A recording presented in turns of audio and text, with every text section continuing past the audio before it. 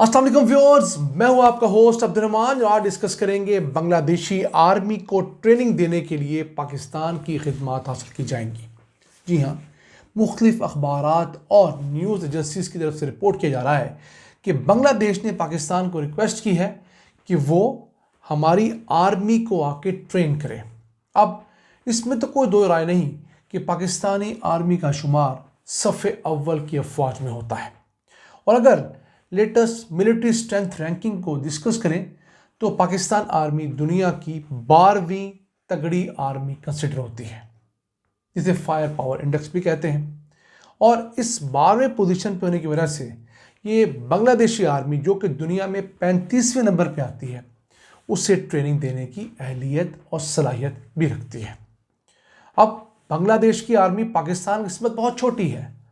बांग्लादेश की आर्मी सिर्फ 1,60,000 नफूस पर, सोल्जर पर मुश्तमिल है, जबकि पाकिस्तान की आर्मी 6,60,000 सोल्जर्स और पर्सनल्स पर मुश्तमिल है। यानी हम उनसे कुछ 4 गुना बड़ी आर्मी है। और सिर्फ ह्यूमन स्ट्रेंथ की बात नहीं हो रही, इसके साथ साथ हमारे पास जो ट्रेनिंग है वो शायद उनसे 40 गुना बेहतर है। हमारे पास जो हथियार हैं, जो मिसाइल हैं, जो टेक्नोलॉजी है, शायद उनसे 400 गुना बेहतर हो।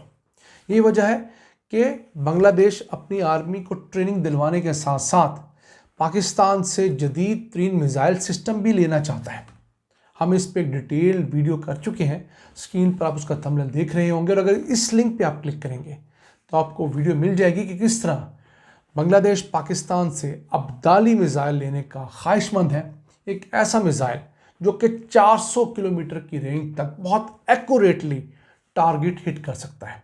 और उसकी वजह क्या है कि जो 4,000 किलोमीटर से ज़ायद तवील बांग्लादेश और इंडिया का बॉर्डर है, उसके ऊपर इस तरह के मिसाइल नस्ब किए जाएं ताकि इंडिया की जानब से किसी भी हमले की सूरत में इंडिया की छावनियाँ, इंडिया की मिलिट्री इंस्टॉलेशंस को बआसानी हिट किया जा सके और इंडिया को पैगाम दिया जा सके कि हम लोग रेडी हैं।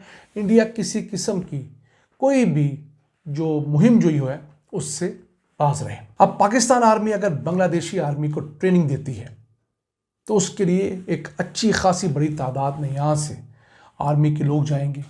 वहाँ पर जाके ना सिर्फ नज़रियात का आपस के अंदर एक दूसरे के साथ तबादला होगा, दोनों मुसलमान मुल्क हैं तो नज़रियात बेहतर होंगे। तो जो इंडिया ने वहाँ पर लोगों को या उनके जहनों में गंदगी डाली हुई है और हमारी हर पॉजिटिव चीज़ को भी नेगेटिव किया हुआ है, हमारी छोटी छोटी गलतियों को बहुत बड़ा बनाकर बताया हुआ है, वो भी उन लोगों को पता लगेंगी और हमारे दरमियान बाहमी जो भाईचारा है वो कई गुना बढ़ जाएगा। अब पाकिस्तान के पास ये चीज़ सेल करने के लिए बहुत आइडियल मौका है। यानी जितने भी मुसलमान ममालिक हैं, अगर उनकी आप मिलिट्रीज़ पर एक नज़र डालें तो सिर्फ एक तुर्की ऐसा है जिसके पास military wise, strength wise Pakistan से बेहतर आर्मी है। जो मैं आपको बता रहा था, military strength ranking, fire power index, जो उसके मुताबिक सबसे तगड़ी आर्मी दुनिया की अमेरिका की है, आर्म फोर्सेस। दूसरे नंबर पर रशिया है, तीसरे नंबर पर चाइना है, चौथे नंबर के ऊपर इंडिया आता है, पांचवें नंबर पे साउथ कोरिया है, छठे के ऊपर यूके बरतानिया है, सातवें पे फ्रांस है, आठवें पे जापान है, नवें के ऊपर तुर्किया है, 10वें पे इटली है। 1-1.5 साल पहले तक पाकिस्तान 9वीं पोजीशन पे था। अब पाकिस्तान की कुछ पोजीशन कम हुई है, लेकिन फिर भी कोई बहुत बड़ा फ़र्क हरगिज़ नहीं है। पाकिस्तान के बाद अगर किसी मुसलमान मुल्क का नंबर आता है तो वो 16वें नंबर पर ईरान है और हमारे और ईरान के दरमियान 15वें नंबर के ऊपर इसराइल भी है। उसके बाद मिस्र की आर्मी कोई 19वें नंबर पर आती है। तो हम अगर अपनी आर्मी को इस काम पे लगाएं कि वो मुसलमान ममालिक, दोस्त ममालिक की आर्मीज़ को ट्रेन करें, उन्हें स्ट्रेंथन करें, दहशतगर्दी के ख़िलाफ़ उनको ट्रेनिंग दें, उनको बॉर्डर सिक्योरिटी के मसाइल और बाकी मामला में हेल्प करें, तो मैं समझता हूँ कि हमारी आर्मी ये काम सबसे बेहतर कर सकती है। फिर हम उन्हें असला बेचें, ऐसा जदीद असला जो अगर वो दुनिया में जाते हैं तो 3 गुना 4 गुना महंगा बिकता है, उनको लेना पड़ता है, तो वो लें। तो ये काम भी हम बआसानी कर सकते हैं। ये असल काम है और सियासत जो है वो सियासतदानों के लिए छोड़ दी जाए। अब पाकिस्तान बांग्लादेश के साथ सिर्फ मिलिट्री के अंदर नहीं बल्कि ट्रेड रिलेशंस भी बेहतर कर रहा है। कराची से चिटागोंग बाकायदा एक सी रूट बन चुका है। अब ये दोनों मुल्क सार्क को रिवाइव करना चाहते हैं, वो तंजीम जो कि जनूबी एशिया के मुल्कों पर मुश्तमिल है। 8 ममालिक पाकिस्तान, इंडिया, बांग्लादेश, नेपाल, भूटान, श्रीलंका, मालदीव और अफ़गानिस्तान। और इस तंजीम का मकसद ये था कि इन मुल्कों के दरमियान तिजारत को फ़रोग़ दिया जाए, भाईचारे को बढ़ाया जाए और बिज़नेस बढ़ाकर यहाँ पर गुर्बत, महंगाई कम की जाए। बदकिस्मती से ये तंजीम इंडिया के नज़र हो गई। इंडिया ने हर दूसरे मामले में इंटरफेरेंस की, तो बाकी छोटे मुल्क थे वो इंडिया को रजिस्ट नहीं कर सके। चलो पाकिस्तान रजिस्ट करता था तो इंडिया ने इसे लागर कर दिया।